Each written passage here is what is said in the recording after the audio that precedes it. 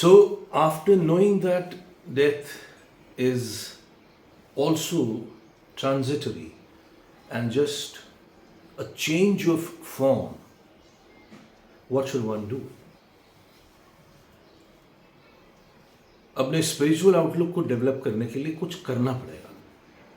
वो जो करना होता है उसी को साधना कहा गया है, क्योंकि ज़रा सी इंफॉर्मेशन से ये चेंज नहीं आएगा कि डेथ भी जस्ट ट्रांजिटरी है और it is a change of, it's like change of garments, it's not so easy. तो हमें अपने बिहेवियर पैटर्न को, अपने थॉट वेव्स को चेंज करने के लिए कुछ व्यवहार में परिवर्तन लाना पड़ेगा। तो पहला काम क्या करना होगा, जो भी एस्पायरेंट है फ्रीक्वेंटली उसे ग्रेवयार्ड या शमशान भूमि या फ्यूनरल्स अटेंड करने चाहिए। डेथ, औरों की डेथ को नज़दीक से देखना चाहिए, पूरे सेरेमनी को, पूरे प्रोसेस को, डेड बॉडी का वहाँ पे आना, वहाँ से लेकर उसके साथ जो भी साज श्रृंगार होता है वो, उसको फ्यूनरल पायर पे रखा जाता है, फिर अग्नि में उसकी बॉडी का धधकना और उसकी जो इह लीला है, उसकी जीवन लीला का समाप्त होना, इसको लगातार एक ऑब्जर्वर की तरह देखने का अभ्यास डेवलप करना है। वहाँ मौजूद लोग, उनका दुख, उसको थोड़ा सा इम्बाइब करना, और आपको ये समझ में आएगा कि अटैचमेंट लेवल कैसे उस दिन के बाद धीरे धीरे और कम हो जाता है उस व्यक्ति से जो चला गया है।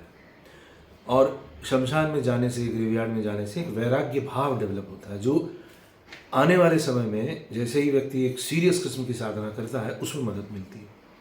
तो ये वैराग्य भाव दरअसल फंडामेंटल एक बिहेवियर पैटर्न है।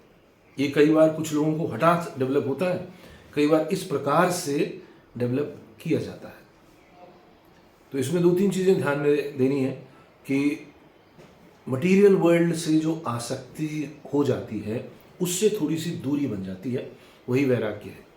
और एक स्पेशल कलर आपके मन में डेवलप होता है उस सुप्रीम के लिए, एक स्पेशल अट्रैक्शन डेवलप होना शुरू होता है उस सुप्रीम के लिए, बिकॉज आपके अंदर क्वेश्चंस आने शुरू होते हैं कि what is death, what happens after death, क्या हो जाता है, क्यों जाता है, क्या है ये प्राणवायु का निकलना एंड ऑल दैट।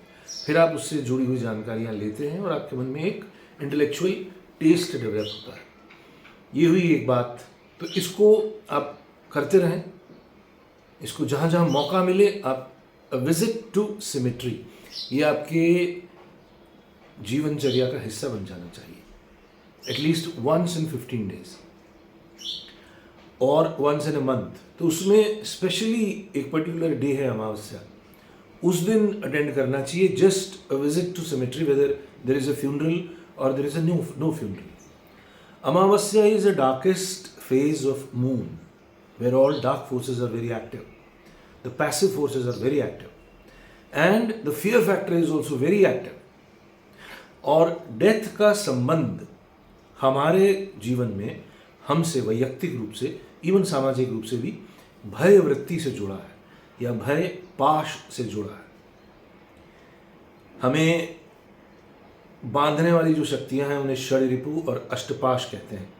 तो इस पर कभी अलग से बात करूंगा। फिलहाल फियर क्या है उसको जानना ज़रूरी है, और उस फियर से थोड़ा थोड़ा फ्री होने के लिए हमें शमशान साधना या शमशान विजिट या वहाँ जाके बस बैठना और वहाँ का सन्नाटा, वहाँ की खामोशी, उसको थोड़ा सा इम्बाइब करने की आवश्यकता है। और ख़ासकर तब जब कॉस्मॉस में भय फैला हुआ है, ड्यूरिंग द डेज ऑफ अमावस्या, कहीं कुत्ते की भी आवाज़ आएगी, ऐसा सन्नाटा होगा कि आपको डर लगेगा। शुरू में ज़्यादा डर लगेगा, फिर धीरे धीरे ये डर कम होता जाएगा। और अगर आपने कोई साधना सीख ली है तो आप इष्ट मंत्र के साथ उस डर को डील कर सकते हो। मन ही मन आपका जप चलता रहेगा और बाहर से आपका एनवायरनमेंट जो है वो भय के वेव्स ट्रांसमिट करते रहेंगे, लेकिन आपकी अपनी जो इष्ट मंत्र की शक्ति है वो आपको थोड़ा सा बल देती रहेगी।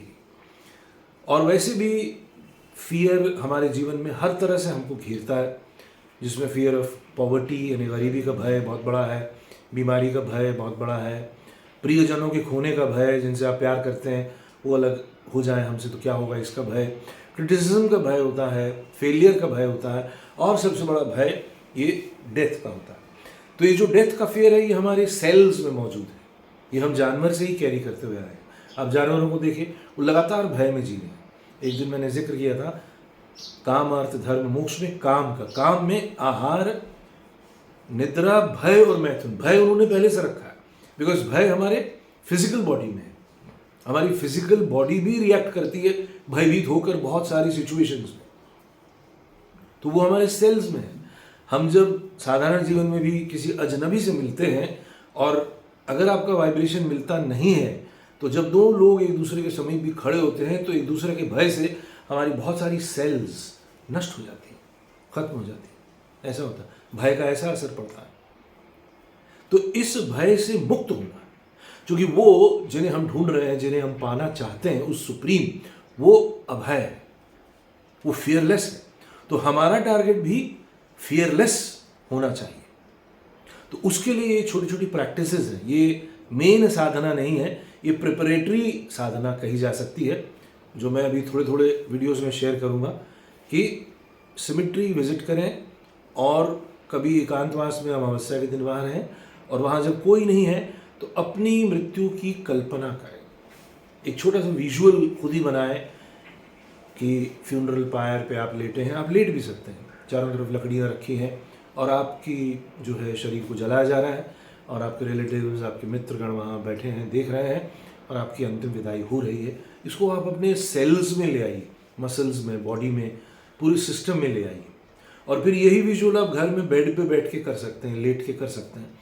तो आपको एक अलग किस्म का रिलैक्सेशन भी मिलेगा, और जो फियर ऑफ डेथ पे जो हम काम कर रहे हैं, उस फियर ऑफ डेथ से भी धीरे धीरे थोड़ा थोड़ा आप मुक्त होते जाएंगे। एकदम से मुक्ति तो मिलेगी नहीं, बिकॉज फियर ऑफ डेथ बहुत डीप फियर है, और वो धीरे धीरे ही ऐसे दूर होगी। तो अभी इस तरह के इमेजिनेटिव एक्सरसाइजेज से आप बलवान ज़रूर बन सकते हैं। आपके अंदर ये भाव आएगा कि कोई मेरा क्या बिगाड़ देगा।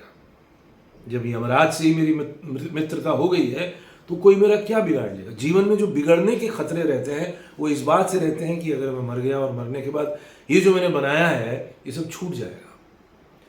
तो इस पर आप थोड़ा थोड़ा काम करें। मेन तंत्र साधना की जो बात है वो आने वाले दिनों में हम उसकी चर्चा करेंगे, साइको स्पिरिचुअल धर्म साधना। लेकिन तंत्र की खूबी ये है कि तंत्र जीवन के तमाम पक्षों से जुड़ा हुआ है। विद्या तंत्र और अविद्या तंत्र दोनों मिला के अगर हम स्टडी करें तो हम ये पाते हैं जन्म से लेकर मरण तक, रुपए पैसे से लेकर रिश्ते नाते तक और ईश्वर प्रेम तक, तंत्र हर एरिया में अपना कंट्रीब्यूशन देता है, बताता है।